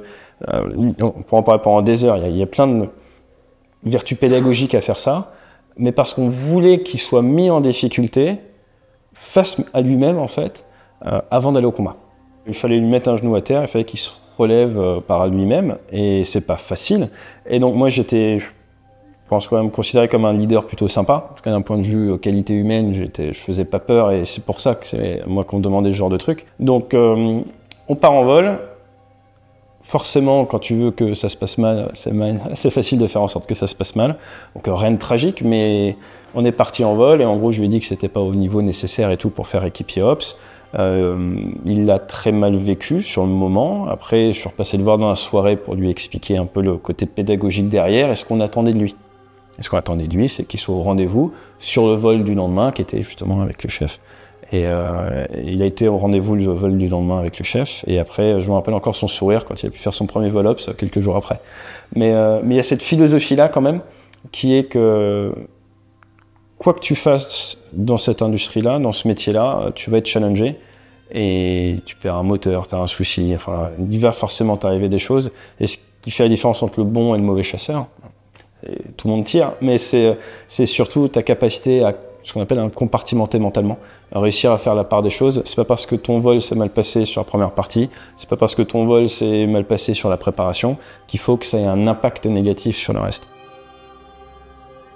Un de mes derniers vols aux États-Unis, c'était de l'ACM. C'est les vols les plus sympas, c'est du 2 contre 1. Donc tu es 2 contre 1, un instructeur, et il faut travailler la coordination. Et pendant que tu parles à la radio, continuer à te battre de la meilleure manière possible. Donc max performer ton avion, faire tous tes calculs de vitesse relative, et en même temps communiquer sur ce que tu vois et la situation, décrire le combat pour permettre à ton équipier ou ton leader de réduire ce qu'on appelle le TTK, le time to kill. L'objectif en 2 contre 1, c'est que nous, on n'ait pas de perte, et de se débarrasser de l'adversaire le plus rapidement possible. Donc là, à ce moment-là, j'ai fait plusieurs vols avec des équipiers différents, des leaders différents, qui sont à chaque fois des élèves, qui ont leur propre instructeur. Et un de mes derniers vols, j'étais avec un élève des Marines américains qui, plus tard, est allé sur avion de guerre électronique, n'a pas eu une grande carrière dans la chasse, il n'a pas été envoyé trop sur avion de chasse. Et il y avait une raison, et cette raison, c'est que le combat aérien et tout, c'était pas trop son truc. Et ce qu'il faut bien voir, c'est qu'on est 3 aéronefs identiques, c'est des T-45, donc même couleur, visuellement tu vois pas la différence, donc pour savoir qui est qui, c'est vraiment à la radio. Et donc on fait notre vol de combat, et moi je suis offensif sur le méchant, je décris le combat de manière correcte comme j'ai fait jusqu'à présent, alors j'ai mon petit accent franchouillard, mais ça posait pas de soucis jusque-là, et mon équipier vient et décide de me tirer dessus. Mais il annonce, lui, ce qu'il voit, et je lui dis non, c'est moi. La personne que tu décris, c'est moi, ne tire pas. Moi, j'essaie de tirer sur l'autre pendant que lui m'aligne et tout. Et il finit par m'abattre. Donc c'est effectivement, mais donc c'est moi il annonce un tir sur moi et tout. Il loupe son test, accessoirement. Moi, j'ai le test, mais sur ma fiche de débriefing que j'ai conservée, elle est très drôle. Mon instructeur, il me dit bon vol d'ACM, même si en gros, tu as fait ce que tu as pu. Et il me dit, tu t'es fait abattre par un Américain. Et l'instructeur finit sa fiche de débriefing en marquant « Get used to it ». Donc en gros, habitue-toi-y, get used to it, il va falloir que tu sois habitué à ça. Ça se passera toujours comme ça. Donc c'était très drôle. C'est une petite fiche de débriefing qui m'avait marqué parce que je trouvais que les Américains ne manquaient pas d'humour. Et Et je suis mort, du coup, sur, sur cette mission-là, par du blue on blue. On appelle ça le tir fratricide, qu'il ne faut pas faire. Ça, c'est mal. C'est très, très mal. C'est rare. C'est très, très rare. Non, mais ça arrive. En entraînement, tu vois, moi, sur 10 ans, j'ai dû en voir 2 ou 3, pour donner une idée. Donc ça, c'est quelque chose qu'on intellectualise et qu'on essaie de ne jamais faire. On a des systèmes maintenant pour interroger, on appelle interroger l'IFF, un interrogateur IFF, pour voir si un petit senseur dans l'avion répond ami ou ennemi, mais des fois c'est mal réglé, des fois ça marche mal, ou des fois tu fais les sacs de doigts. Donc il faut en permanence, avant qu'on appuie, je pense que c'est pareil dans les autres milieux, mais on n'a pas cette discipline de mettre le doigt différemment à cause du facteur de charge, donc on a toujours le doigt proche des boutons, et il faut faire très attention parce qu'on n'a pas beaucoup de missiles en plus. Donc quand tu tires le missile, il ne faut pas le regretter 5 minutes après parce qu'il t'en manque. Donc on essaye de faire très attention à la manière dont on met en œuvre l'armement, et ce jour-là c'était une belle leçon. Je suis revenu en France, j'ai été macaroné en février 2010. Là, on va dire l'ambiance était assez moyenne. Pourquoi? Parce que quelques mois auparavant, enfin un petit peu plus tôt, il y avait eu un accident dans la STC, la section de transformation chasse, sur Super-Étendard, où le chef, le leader responsable de la STC, qui était quelqu'un de très apprécié, est décédé, percuté par un élève lors d'un vol de manœuvre à 4, donc 4 avions qui font de la voltige ensemble. Le numéro 4, si je ne dis pas de bêtises, est venu percuter le numéro 3. C'est le 4 qui est responsable de l'anti-abordage et a tapé au niveau du cockpit. Le 4 a pu s'éjecter et derrière a fait une carrière dans le multimoteur. Le 3 est décédé, a été retrouvé assis sur son siège. Et pour la petite histoire, le 2, qui était un élève également, n'a pas fait de carrière dans la chasse. Donc c'était vraiment un vol très compliqué. C'est rare qu'il y ait des accidents, mais ça arrive. Et derrière, ça a forcément changé l'ambiance au niveau de la section de transformation chasse Landivisio. Nous, on arrivait à peu près 1 an après ça. Donc on avait assez peur des échos. Forcément, il y a beaucoup de personnes qui étaient réorientées. À ce moment-là, c'était pas vraiment la guerre. Le niveau de standard a été rehaussé. L'ambiance était assez compliquée, comme on peut le comprendre. Et donc nous, on anticipait, on avait un peu peur de ce retour en France. J'ai été breveté aux États-Unis, donc c'est dans une chapelle, tout ça, c'est un truc un peu à l'américaine. Et il fallait être quelques jours après à Landivisio.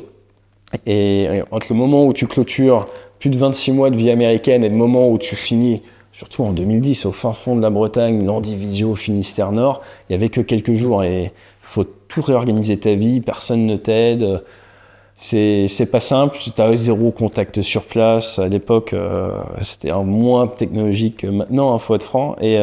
Et du coup, je me retrouve à louer une petite chambre dans un truc au mois à Landivisio, parce que je ne sais même pas qui joindre sur base. Parce qu'étant à l'étranger, tu n'as pas accès à tout ce qui est l'intradef, tous les numéros un peu français militaires. Enfin bref.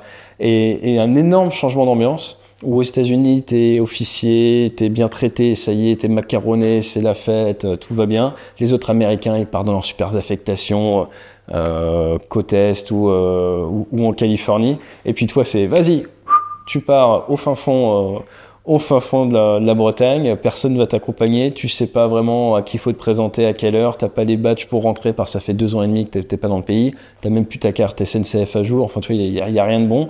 Et tu passes d'un rythme de travail où tu viens au boulot quand tu voles, à un rythme de travail où en gros, il faut venir à 7h30 du matin et si tu pars avant 19h30, tu prends ton après-midi et vaut mieux partir après 21h, quoi. On partait en vol d'ACM, donc en 2 contre 1, toujours pareil, et c'est des vols que j'adorais.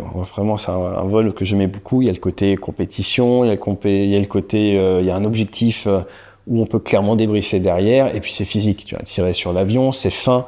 Le Super-Étendard, c'est un avion que tu pilotes vraiment à 100%, il n'y a pas d'ordinateur, il n'y a pas de commande de vol électrique. Un Rafale, tu tires aussi fort que tu peux, et l'avion, via un ordinateur, va te donner les meilleures performances. En Super-Étendard, si tu tires aussi fort que tu peux, l'avion il va te décrocher et ça ne va pas marcher. Donc c'est de la finesse de pilotage, c'est plus artisanal que le Rafale en combat aérien, donc tu peux plus être meilleur que les autres. C'est-à-dire que le niveau global ressort plus. C'est-à-dire qu'en fait, si tu prends le Rafale en combat aérien rapproché, même si ça peut vite être réglé face à certains pilotes, c'est un peu comme une course de Vélib. C'est-à-dire que tu as un moteur avec des moteurs électriques. C'est-à-dire que tu as tout le monde qui y a des petites mobylettes qui vont à la même vitesse, et donc c'est vraiment dans le détail que ça va se régler. Alors que le super étendard, c'est plus chacun a un vélo, et fonction des pattes et du niveau de forme de la journée, il va y avoir des écarts beaucoup plus grands sur la ligne d'arrivée. Donc il y a ce côté compétition qui est très sympa. Et on avait fait un vol la veille qui s'est super bien passé. J'avais une super note et on avait super bien fait les procédures comme dans le bouquin. Donc le chef se remet en vol avec moi le lendemain. Il était tout content, il dit on va en refaire parce que c'est pas des vols qu'on fait très régulièrement, il avait beaucoup apprécié le vol. Et au briefing, en gros, l'objectif c'était on fait encore mieux que la veille. C'était vraiment là-dessus. Donc j'étais très content parce que j'avais un peu de mal avec ce chef-là et je me dis c'est cool, on va faire un truc bien. Et moi je me mets une grosse pression auto-induite sur faut faire du score, quoi. On va être encore plus agressif et on va réduire ce time to kill. Donc dans ma tête, je pense time to kill, time to kill. On part en vol, on fait le vol, le méchant est là, mon chef est agressif sur lui, mais n'est pas en position de tir, et moi je suis derrière un peu à la queue leu, exactement comme dans Top Gun 1 en fait, à un moment où Maverick part en vrille et se tue. Enfin, il y a différentes phases dans le film, mais ça ressemble un peu à certaines phases qu'on voit dans Top Gun 1. Et donc là, il y a mon chef qui est derrière, mais qui ne tire pas. Et moi, je m'impatiente. Et mon rôle à ce moment-là, c'est de maintenir le tally visual. Tally, c'est je vois le méchant. Visual, c'est je vois le gentil. Si je ne vois plus le méchant, je dois annoncer no joy. Si je ne vois plus le gentil, je dois annoncer blind. Donc on a des termes différents, ce qui nous permet tout de suite de savoir qui voit quoi.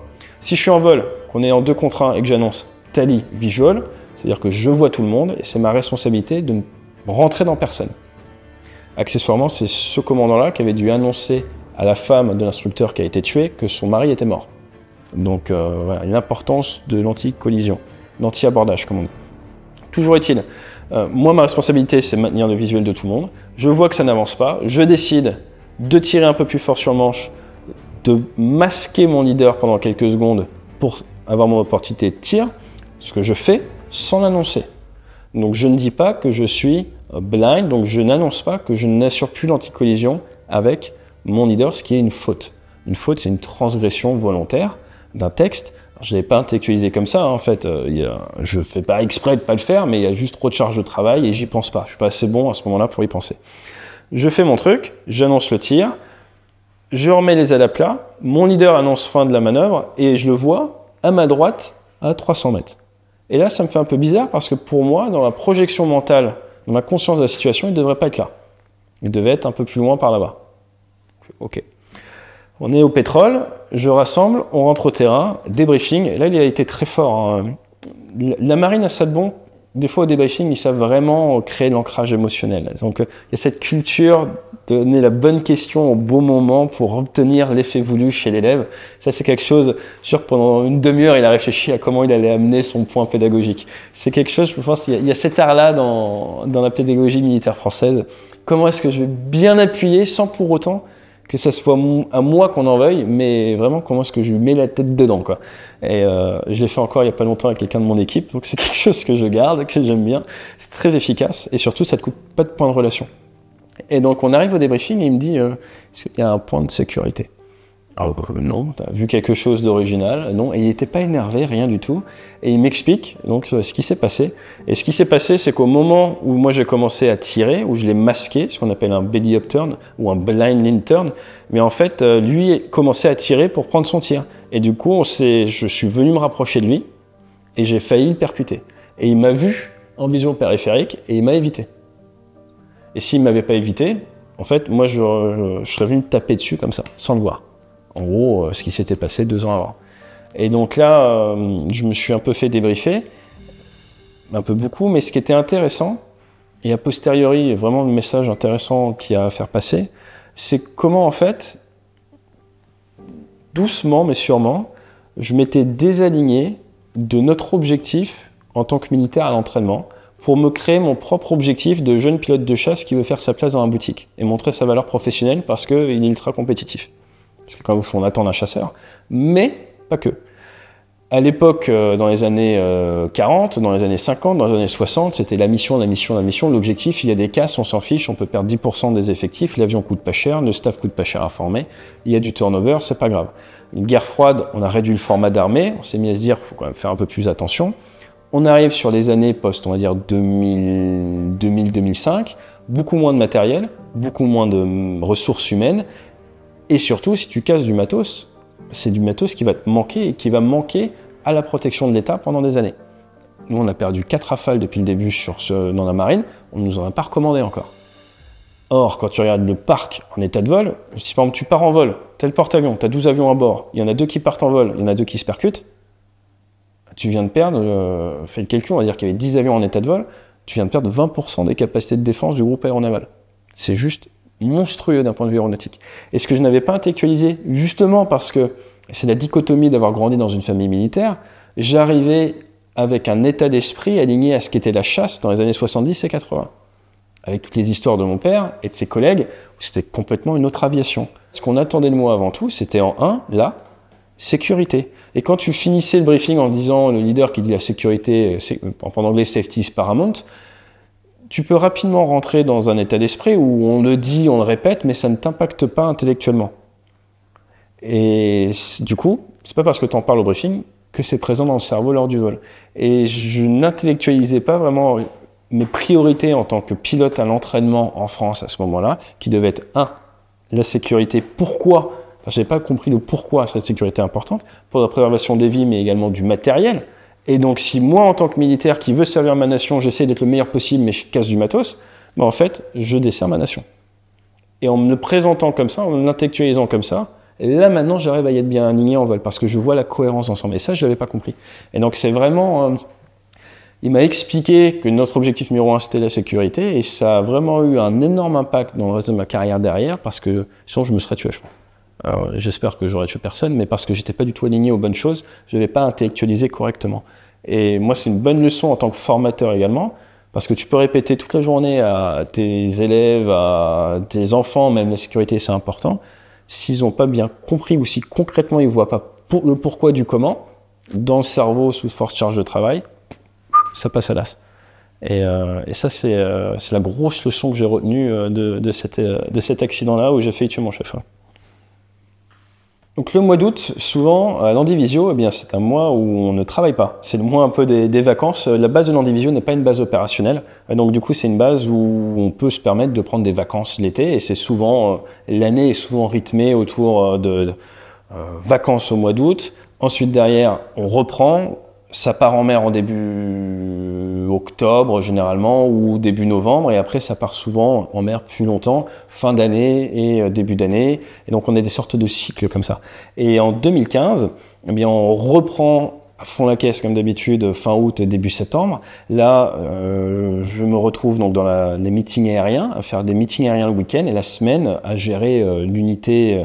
J'étais à la feuille des vols, donc tout ce qui est préparation d'activité, quel avion fait quoi, avec qui, à quelle heure, pour quel type de mission. Moi, c'était mon travail de faire ça. Je soumettais ça au chef, qui validait ou qui faisait des modifications. Et donc, tous les jours, je préparais l'activité de l'unité. Gros rythme. On se déploie pour délocaliser le bruit, parce qu'à l'Andivisio, ils se plaignent du bruit des appontages simulés sur piste quand on s'entraîne à apponter. Donc, on se délocalise, avant de partir en mer, on se délocalise à Istres. Et à Istres, eh bien, on s'entraîne beaucoup. On fait des meetings aériens le week-end, bref, on bosse pas mal. Pourquoi? Parce qu'on va partir en mer. On va partir en mer en fin d'année, ça c'est un fait. Donc on fait ce que les Américains appellent le work-up, c'est monter en compétences. Et là, eh bien, arrivent les attentats du Bataclan le 13 novembre. Et hasard du calendrier, nous on était prévus de pouvoir appareiller juste quelques jours après. Donc ça a permis aux décideurs, ça a permis au président François Hollande de pouvoir dire on envoie le groupe aéronaval pour augmenter la pression, et on était super prêts. Jamais, je pense, dans l'histoire de l'aéronautique navale, on avait, c'est triste à dire, mais si bien anticipé une échéance qu'on ne connaissait pas. Et du coup, on a pu partir quasiment au coup de sifflet, et enquiller. On était même, je crois, un peu en mer déjà un peu avant, on était en escale là, et vraiment, on a pu partir directement, et moi, j'avais participé à la Libye, non pas en tant que pilote, mais en tant qu'officier de liaison au CAOC, au centre des opérations, initialement à Ramstein, et après en Italie à Poggio Renatico. Donc j'avais conscience de comment se mènent des missions de guerre depuis les endroits avec tous les écrans, là. J'étais aussi de liaison avec le porte-avions. J'avais jamais été sur le théâtre, parce qu'à ce moment-là, j'étais pilote opérationnel de super-étendard, mais j'étais pas pilote qualifié à l'appontage, parce que le bateau, on en a qu'un en France, j'avais pas pu me qualifier dessus, il était en Afghanistan. Donc là, c'est mes premières opérations en tant que pilote. Au début, je manquais d'expérience à l'appontage sur Rafale.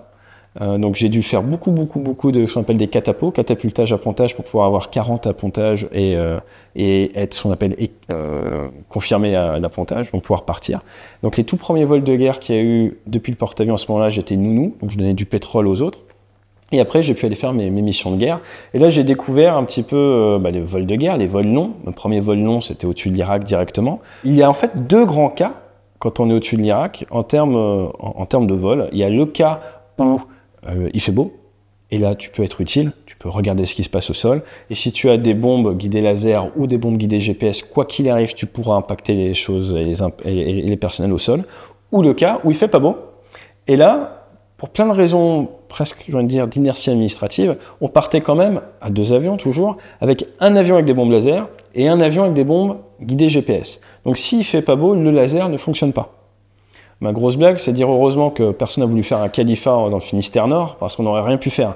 C'est-à-dire que si vraiment il fait moche, le laser, il faut qu'il fasse assez beau pour que ne serait-ce ce laser puisse passer, que la bombe puisse le voir. Et donc des fois, on faisait des vols, et parmi mes premiers vols de guerre, il y a eu un vol qu'on appelle en cerf-volant, où tu accompagnes quelqu'un qui a des bombes GPS qui pourraient servir à quelque chose, mais toi, tu as 4 bombes que tu balades, qui sont des bombes guidées laser, qui par définition, tu sais, vont servir à rien. Mais pour plein de raisons, on te les a quand même filées.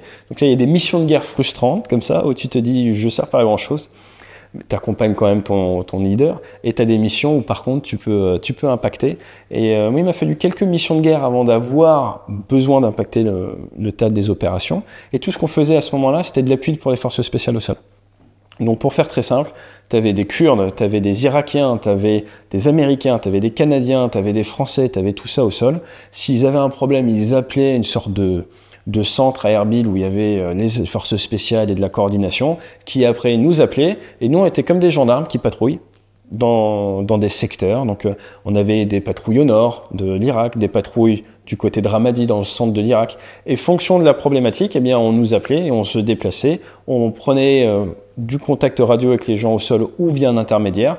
Et là, eh bien, on écoutait, on essayait de comprendre ce qui se passe au sol, proposer une solution pour impacter l'état final recherché, pour permettre généralement à des forces spéciales soit de rentrer vivants à la base, parce qu'ils sont pris en embuscade, des cas de sniper, des choses comme ça, soit les aider à atteindre un objectif. Typiquement, on a des cas où, le long de la frontière nord, l'État islamique allait sortir des mortiers et allait tirer sur les Kurdes. Donc ils tiraient sur la position kurde avec le mortier. Là, les Kurdes, ils disaient « Ouh, on voit des gars dans le village, à tel endroit, avec le mortier, est-ce que vous pouvez vous traiter le mortier ?» Et donc là, il fallait trouver le bon armement, la bonne mise en œuvre, tout en respectant le cadre légal. Donc on a toute une checklist et toute une manière de faire les choses. Par moment également, il y a les images de drones. Donc les Américains ou les personnes dans le centre de commandement pouvaient voir ces fameuses images et comparer et prendre des décisions, nous dire vous avez le droit d'engager, vous n'avez pas le droit d'engager. Il y a également eu des cas avec des règles d'engagement un peu plus différentes, où là on sait que c'est un peu plus offensif. Ça peut être pour aller chercher une personne en particulier suite à du renseignement. Mais ce qu'il faut bien voir, c'est que nous, dans notre avion, on est présent, mais on est distant en même temps. Et donc ça c'est un sentiment assez particulier, qui est qu'on voit directement avec les yeux ce qui se passe au sol. On est très loin, on est à plusieurs kilomètres, et parfois on veut même rester loin pour que les personnes au sol ne nous entendent pas. En même temps, on a une représentation tronquée de la réalité un peu au travers d'une paille qui est notre capteur proche infrarouge, qui nous donne, à l'époque où j'étais, une qualité d'image avec le Damoclès qui est plus que discutable. Maintenant, il y a le Talios qui est arrivé, qui est quand même mieux, on a même des couleurs et tout, mais nous, c'était vraiment des pixels, enfin c'était assez difficile à longue distance de pouvoir bien discerner ce qui se passe. Il faut réussir à comprendre ce qui se passe et à impacter de manière logique pour atteindre l'objectif pour les gens au sol. Et c'est un gros travail d'adaptation parce que tu sais jamais ce qui va te tomber dessus. Donc c'est pas la vie, c'est une boîte de chocolat, mais c'est un peu l'idée, c'est le closer support, c'est un peu ça, tu sais jamais ce qu'on va te demander et tu arrives avec une trousse à outils, des bombes GPS, des bombes guidées laser, tu regardes la météo, tu regardes la situation, tu regardes les règles d'engagement, tu regardes les risques que tu as le droit de prendre autorisés par le politique, tu vas définir ta tactique fonction d'un pourcentage de perte autorisé. Avec un avion de chasse, si je veux me rapprocher très proche de la cible, je pourrais être ultra précis et délivrer mes obus au mètre près. Sauf que, rappelez-vous l'histoire de mon père qui s'est auto-abattu, si on peut dire, je vais rentrer dans une sphère où il peut se passer des choses qui vont augmenter mes chances de ne pas ramener l'avion. Si par contre, je reste très très loin de la cible, je vais moins bien pouvoir impacter les champs de bataille, mais il y a beaucoup moins de chances qu'il se passe quelque chose pour un aéronef. Donc on est en permanence en train de pilote, en train de se battre contre cette maîtrise des risques aéronautiques qui est le politique veut qu'on impacte le champ de bataille, mais ne veut pas perdre de Rafale.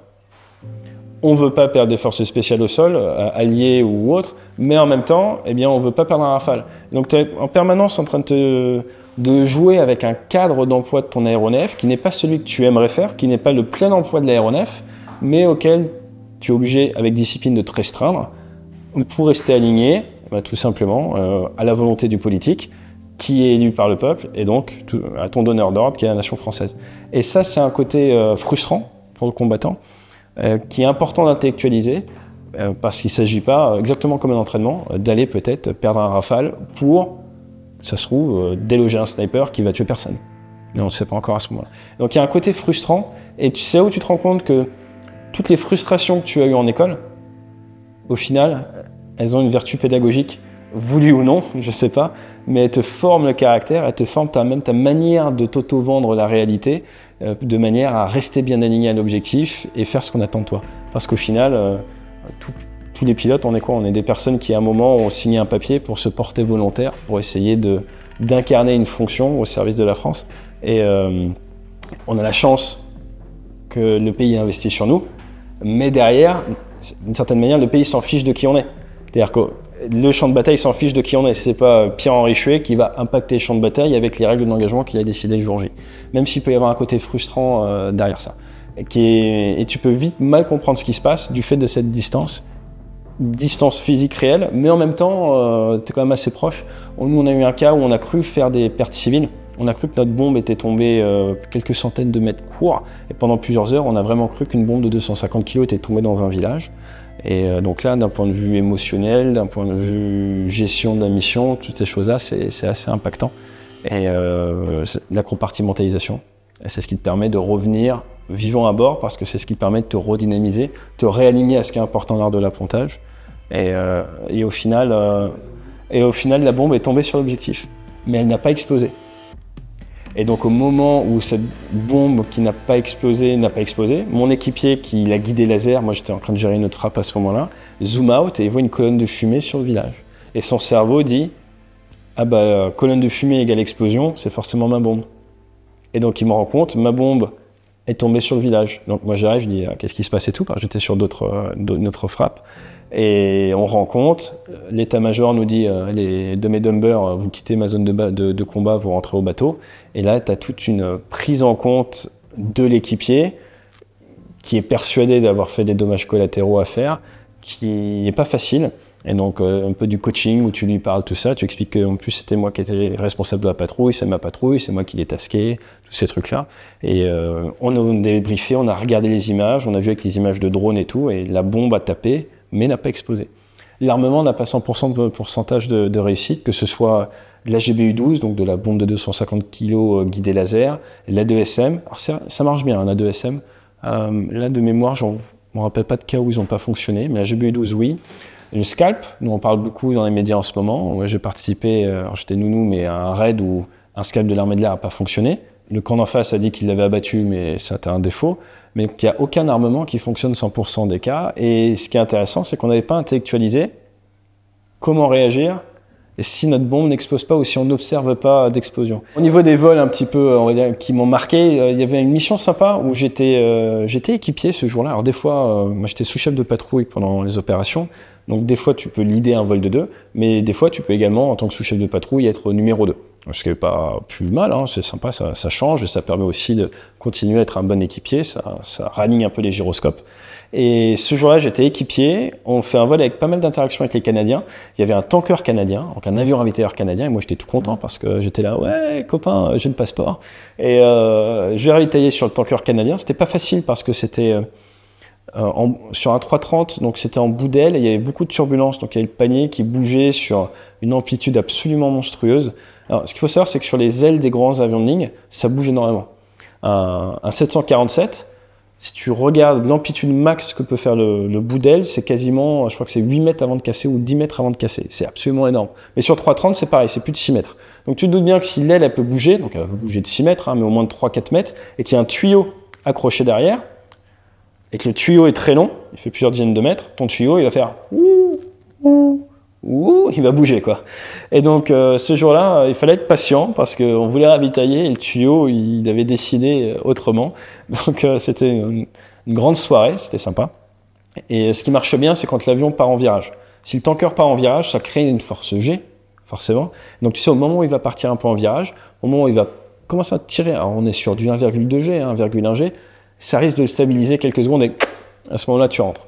Et ça peut arriver que tu rentres, tu rembobines le tuyau, ça m'est arrivé une fois, et là ils te disent on a un souci au niveau du pod, il faut que tu désenquilles, il faut que tu sortes, qu'on reset.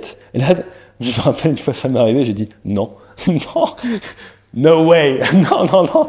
Ça fait un quart d'heure que j'essaie de rentrer dans ton tuyau, parce que si tu rentres mal et que tu le fais mal, tu peux casser ton avion, et tu peux même détruire ton réacteur.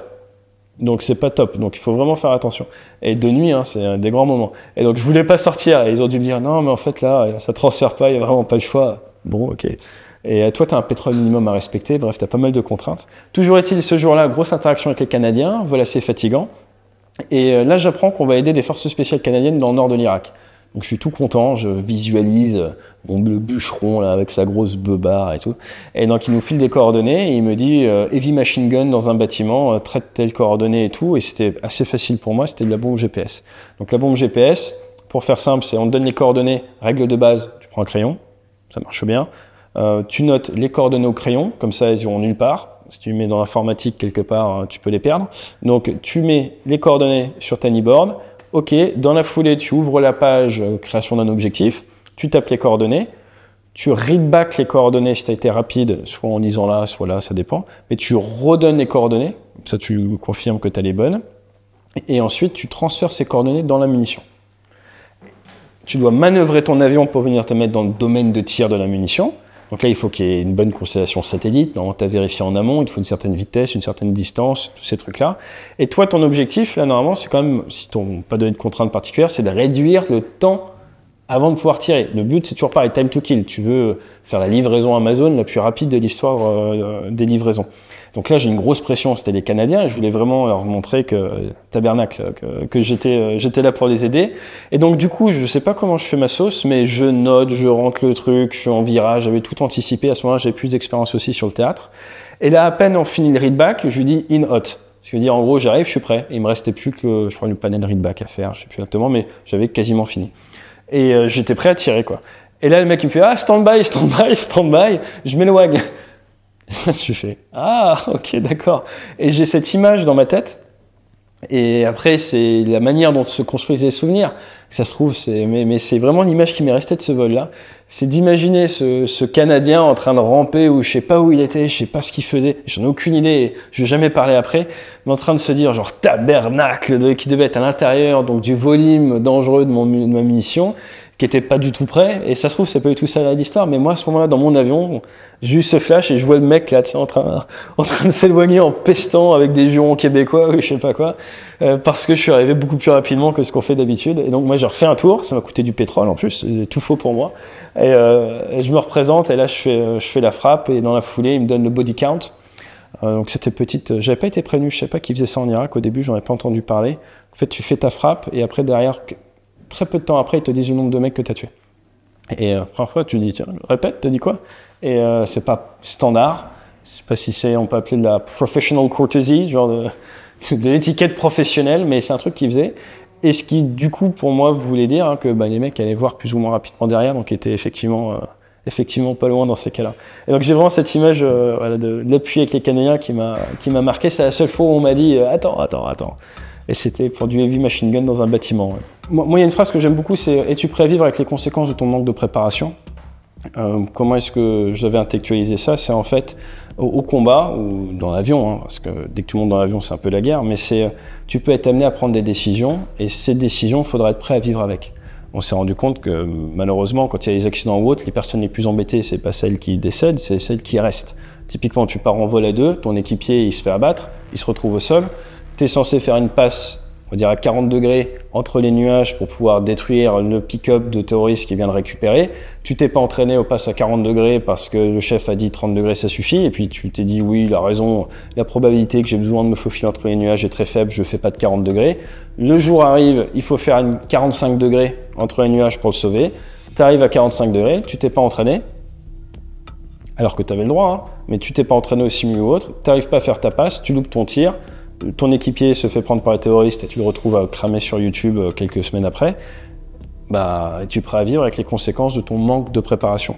Et ça, c'est un point très très important, et c'est un point face auquel, on va dire, j'ai été confronté à un moment sur un vol où j'étais leader de patrouille, où il y a des snipers qui prennent à partie des Marines, Marines Recon, et j'arrive pas à les voir. J'arrive pas à les voir, mon équipier a son pote qui fonctionne pas, la nuit commence à tomber, je me fais un peu pourrir la radio parce que initialement je pense les trouver, mais entre temps je les vois plus, donc je n'ai pas de PID, d'identification vraiment précise, donc j'annule ma passe, là, je me fais comment pourrir. Du coup, je reviens avec cette grosse pression parce que ces mecs, ils se font tirer dessus quand même par des snipers, c'est pas agréable. Au final, on arrive, moi j'envoie mes images à un centre de commandement qui a également un petit drone sur place des Marines qui compare les images et on arrive à se mettre d'accord sur où mettre la bombe. Donc on arrive à se mettre d'accord, on met la bombe, on traite 2 snipers et là ils me disent, moi j'ai plus de pétrole, j'ai plus de playtime comme on dit, j'ai plus de temps sur zone. Ils me disent le 3e gars est 100 mètres au sud. Et 100 mètres au sud, moi je vois rien. Et je leur fais confirmer, est-ce que c'est pile poil au sud? Tout ça, ils me disent oui, 100 mètres au sud, mais bon, 100 mètres au sud, chope le mec 100 mètres au sud et traite-le. Et moi, avec les senseurs que j'ai et tout, j'ai rien. Donc, jette un coup d'œil, on est comme dans le désert, il n'y a pas d'habitation, il n'y a pas de choses comme ça. Et normalement, moi, si j'ai pas une bonne identification de ce sur quoi je tire, je suis pas censé tirer.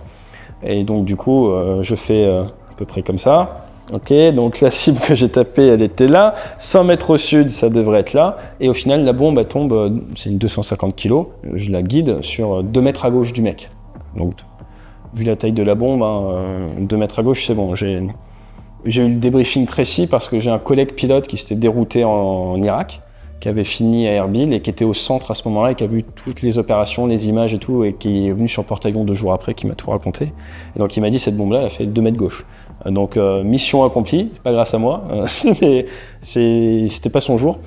Mais on en revient, ce jour-là, à une question en fait qui m'avait été posée dans mon entretien de recrutement dans la marine des années avant, qui est en fait dans quel cadre est-ce que tu mets en œuvre de l'armement, si tu as un doute, si tu n'as pas de doute, si tu y crois pas. Et en tant qu'officier, tu dois questionner les ordres, mais des fois tu dois te retrouver à prendre des décisions comme ça.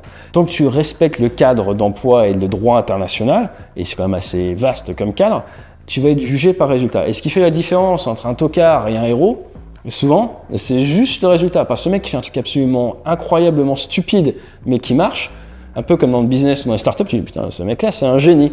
Alors que ça marche pas, on dit bah oui, c'est pourquoi t'as fait ça? C'est absolument débile. Et au final, je trouve qu'il y a un peu de ça, et au combat, tu as un petit peu de ça. Et c'est toute la dichotomie, je pense, du métier de militaire sur avion à réaction, parce que c'est des environnements où tu veux tout maîtriser. La raison pour laquelle il faut être bon en mathématiques, c'est que tu veux maîtriser pourquoi l'avion vole, pourquoi la météo fonctionne, enfin tu veux avoir cette illusion de tout maîtriser, mais il faut accepter qu'au combat, tu ne peux pas tout maîtriser. Et dans certaines phases comme ça, il faut prendre des décisions avec lesquelles tu es prêt à vivre et que tu es prêt à défendre. Et s'il y a une chose, moi, que je retiens de ma carrière de pilote, c'est que tout ce que tu as pu intellectualiser en amont peut te sauver la vie ou augmenter l'effet militaire au sol. Tu ne peux pas tout intellectualiser, mais tu peux profiter du retour d'expérience des autres. Et je pense que jamais dans l'histoire de l'aviation, il y a eu une telle capacité à profiter du retour d'expérience des autres. Et plus, parce que maintenant c'est un peu ce que je fais à temps plein, plus moi je creuse pour faire profiter aux autres, plus je me rends compte des talons d'Achille que j'avais en tant qu'opérationnel. Et plus je suis content et plus je me sens presque chanceux d'avoir survécu à ma carrière sans avoir profité de certains retours d'expérience. Et aux US, ils nous font découvrir un caisson dans lequel ils vont retirer l'oxygène et qui va nous permettre de voir ce que ça fait d'être en hypoxie. L'hypoxie, c'est le gros danger pour les pilotes, mais également pour les explorateurs ou les alpinistes. Il y a la fameuse dead zone quand tu montes l'Himalaya. En fait, quand tu montes en altitude, il y a moins d'oxygène, il y a moins de pression d'oxygène, ce qui est bon pour les avions. Il y a moins de traînées, donc du coup, on consomme moins. Ça nous permet d'être plus performants à haute altitude. Mais si on n'a pas d'oxygène, si on n'a pas ce fameux masque, si on n'a pas d'oxygène dans la cabine, eh bien, on devient stupide. Et aux États-Unis, on fait ce test-là. Donc, on se retrouve dans un caisson. On ouvre notre masque, on n'a donc plus d'oxygène, très peu d'oxygène, et on doit faire des tâches qu'on demandera à un enfant de 4 ans à la maternelle. Et on se rend vite compte qu'on n'y arrive plus. Par contre, on se rend compte qu'il y a des petits signaux annonciateurs. des picotements dans les doigts par exemple, les lèvres qui deviennent bleues. Et toujours est-il, tu te rends compte de tes réactions. Et pourquoi est-ce qu'on te forme à ça? Parce qu'il peut arriver qu'en vol, tu aies des soucis d'oxygène. Donc moi, ça m'est arrivé personnellement dans une de mes patrouilles, où un de mes élèves a eu un souci d'hypoxie. Heureusement pour lui, il s'en est rendu compte. Il était à haute altitude à ce moment-là, me l'a annoncé. Et la règle de base, quand tu as un souci d'hypoxie, c'est de descendre. Tu veux descendre à minima en dessous de 12 000 pieds, 4 000 mètres d'altitude, et là tu vas pouvoir respirer correctement. Et lui voulait s'arrêter vers les 17 000 pieds, quelque chose comme ça. Donc j'ai dû le pourrir à la radio pour qu'il descende vers la basse altitude, parce qu'il avait commencé la procédure, mais il a arrêté à mi-chemin, il s'est arrêté beaucoup trop haut. Et donc là, c'est que par la radio, que par la voix, que par tes intonations de voix, que tu vas essayer d'impacter une personne qui, en gros, a l'état d'esprit, les capacités cognitives d'un enfant de 4 ans dans un avion à plusieurs millions d'euros avec, à un moment, il y aura des gens... Pour entrer dans le détail, en fait, une fois qu'il s'est arrêté trop haut, donc moi je me rapproche, je vais sur lui, et là on lui fait vas-y descends, donc je lui parle à la voix. J'avais d'autres avions qui, à ce moment-là, je leur donne ce qu'on appelle liberté de manœuvre, et je me retrouve donc à accompagner cet avion en panne. Et donc il va descendre, et je vais le forcer à descendre, et pour vraiment qu'il accomplisse ce qu'il est censé faire, juste lui parler comme ça normalement, ça n'impactait pas, il faut lui crier dessus. Et donc, il faut essayer de varier l'intonation, la manière dont tu lui parles, et c'est le fait de lui crier dessus. Tu vois que le train d'atterrissage sort pas, tu dis le train d'atterrissage sur ta gauche, mets ta main à plat, parce qu'on est habitué à sentir les manettes, à sentir nos boutons aussi des fois avec, de manière musculaire. Donc, tu lui dis mets ta main à plat, est-ce que tu sens le train? C'est une roulette ronde, vas-y, sors le train, et tu l'amènes étape par étape à réussir à s'aligner. Et de l'extérieur, tu vois son avion qui a l'air plus ou moins en contrôle. Tu vois que des fois, il tarde à faire les actions. Mais ce qui est vraiment impressionnant, c'est après coup, quand lui a regardé son enregistrement, de voir à quel point il était à l'ouest dans l'avion. Il y a de très bons exemples, si on regarde un peu sur Internet, c'est avec le G-LOC, G-Lost of Consciousness. C'est quand tu tombes dans les pommes parce qu'il y a trop de facteurs de charge. Là, tu te réveilles. Et au moment où la personne se réveille, elle met 2 secondes généralement à recomprendre ce qui se passe. En fait, c'est 2 secondes. Dans le cas d'une hypoxie, ça dure plusieurs minutes. Alors moi, une fois que j'ai fini mon premier contrat d'officier sous contrat, la marine m'a proposé de re-signer. Donc il me proposait de re-signer pour plusieurs années. Ce qu'il faut savoir, c'est qu'en tant que pilote, à l'époque, il fallait faire 15 ans pour avoir le droit, si l'armée veut bien, à une pension. Maintenant, c'est 17 ans minimum si l'armée l'accepte, mais de droit, c'est 24 ans. Et donc moi, j'ai essayé de négocier à la fin de mes 13 ans pour aller jusqu'à 17 ans avec la pension signée dans le contrat. Et on m'a expliqué que ça ne serait pas possible parce que toute qualif sur Rafale, ils voulaient me garder, ce qui est normal, ce qui est logique, mais ce qui peut également créer un peu des frustrations dans la mesure où si tu es très utile, on t'empêche de partir, alors que si tu n'es pas utile parce que tu n'as pas réussi à avoir les qualifications, on va te laisser partir avec tous les avantages, ce qui permettra de lancer ta reconversion dans une compagnie aérienne plus jeune. Et donc, celui que l'armée a voulu garder en unité opérationnelle, il se retrouvera copilote de celui dont l'armée a voulu se débarrasser plus tôt. Donc voilà, je vous laisse méditer là-dessus. Il y a 2-3 petites choses, je pense, un peu à changer. Toujours est-il, au bout de 13 ans de service, j'avais l'opportunité de partir. L'armée de l'air a été super sympa, elle m'a proposé de re-signer avec eux si je voulais changer un peu. Et j'étais très intéressé pour venir vivre dans le sud-ouest, Mont-de-Marsan. Mais à côté de ça, ça recrutait énormément dans le civil. Donc moi, j'ai postulé chez Air Canada, étant franco-canadien, après avoir passé toutes mes qualifications, repris des études à la fac, j'ai fait des études de pédagogie. Et là, j'ai été récupéré sur 737 max et j'ai eu un souci de santé. J'ai fait un AVC, donc ça m'a fait perdre mon aptitude médicale et je me suis reconverti derrière en fait dans la conférence. Et une chose ou une autre avec la Covid derrière, dans le YouTube game comme on dit, donc je fais des vidéos sur Internet. Mais ce qui a été très très cool de la part de l'armée, c'est qu'à partir du moment où j'ai fait cet AVC, j'avais encore un statut de militaire, ils sont occupés de moi. C'est-à-dire que tu as d'abord une partie de congé maladie, après derrière j'avais beaucoup de vacances, ils m'ont laissé prendre mes vacances, après derrière j'ai demandé un congé de reconversion pour création d'entreprise qui m'ont accepté sur la durée maximum, et ensuite ils m'ont renouvelé ce congé-là, donc j'ai vraiment eu une période assez longue, où là, il faut être franc, après un AVC, en plus, je ne sais pas trop comment tu vas aller d'un point de vue physique, où je ne me suis pas senti abandonné par l'institution, ce qui m'a permis après quand même de garder de mon lien avec la boutique sur cette phase, après mon arrêt des vols qui était en septembre 2017. Donc ça, c'est un très très bon point. À préciser quand même, c'est que dans l'AVC, on s'est rendu compte que je m'étais fait une dissection artérielle, qui était un accident de travail déclaré. Mais on ne savait pas que c'était une dissection artérielle. Donc sur, on va dire, la base de cet accident de travail, j'ai été bien accompagné par l'armée, parce que le fait de rester avec ce statut de militaire aussi longtemps, ça me donnait, d'un point de vue médical, pas mal de couverture. Mais je suis en train d'essayer de récupérer mes aptitudes médicales. Je sais que j'aurai pas de monoplace avant plusieurs années, ça c'est sûr, monopilote. Après, voir si je peux pas reprendre un petit peu la ligne, mais après si c'est compatible avec mes activités à côté. Maintenant, on a créé des emplois en France, on a une structure française, on a vraiment une super équipe en France, on grossit le concept et j'adore ce que je fais. Et in fine, moi, j'adore l'aviation, j'adore toujours ça, et j'étais encore en train de voler sur avion de chasse privé aux US il n'y a pas longtemps, là. Donc on fait des tournages de fou, mais j'adore aussi l'impact. Et j'ai cette fibre un peu pédagogique. Et voilà, là on est sur YouTube et tout, mais tu vois, sur YouTube, nous on fait du 3 à 4 millions de vues par mois, on touche 1 million de personnes différentes par mois, et on arrive à impacter. On a une toute petite niche, tu vois, on essaye d'expliquer aux gens l'importance de la prise de recul et comment les méthodes de l'aviation, un environnement où tu n'as pas droit à l'échec, tu as droit à l'erreur mais tu n'as pas droit à l'échec, peuvent s'appliquer dans leur quotidien. Et toutes les personnes que je rencontre, encore en venant ce matin, je vais t'arrêter 2 fois par des gens adorables à chaque fois, et tu vois que tu as un impact. Et du coup, à l'heure actuelle et dans les prochaines années, je me vois vraiment continuer à essayer d'impacter d'une bonne manière. Tu vois, ce que je racontais au début, c'est l'impact sur le champ de bataille, l'investissement versus risque versus impact.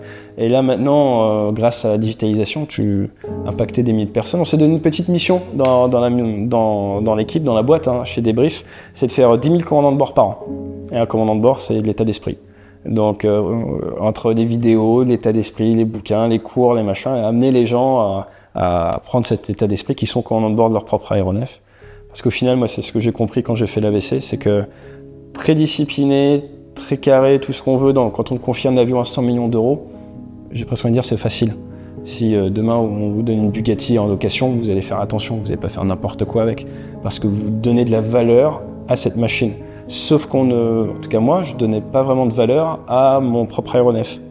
Tu prends ça pour acquis, take it for granted. Tous les matins, tu te réveilles et tout qui marche bien, c'est normal. J'ai la trentaine, ça va bien. Et quand tu as 31 ans, tu coinces une bulle, hein, l'expression en plongée, mais tu fais un AVC, tu te rends compte que ça raligne un petit peu les gyros et tu te dis « Ah, j'ai de la chance quand même tous les matins ». Et au final, ce que je fais quand on me confie un avion, qui marche très bien, mais qui demande de la discipline et de l'énergie et de se botter un peu le cul, en fait, si je l'amène dans ma vie de tous les jours, on peut faire des trucs intéressants. Donc on a essayé, développer la boîte. Ça marche bien, ça montre bien que la méthode fonctionne quand même gentiment. Et on essaye de contaminer de manière positive, du coup, maintenant 10 000 personnes.